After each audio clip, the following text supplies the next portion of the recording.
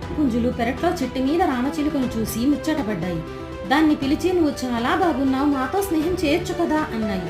చెట్టుపై ఇంకా పైకి వెళ్ళిన ఆ చిలుక మీరు నన్ను చేరితే అప్పుడు మీతో కబుర్లు చెబుతాను, వీలైతే ప్రయత్నించండి, అంతేకాదు మీరు ఇక్కడికొస్తే చక్క పండ్లు తినొచ్చు అంది.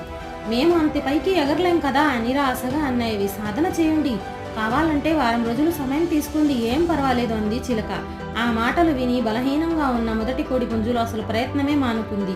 ఎగరటం సాధన చేస్తున్న మూడో పుంజును చూసి రెండవది నవ్వుకుంది.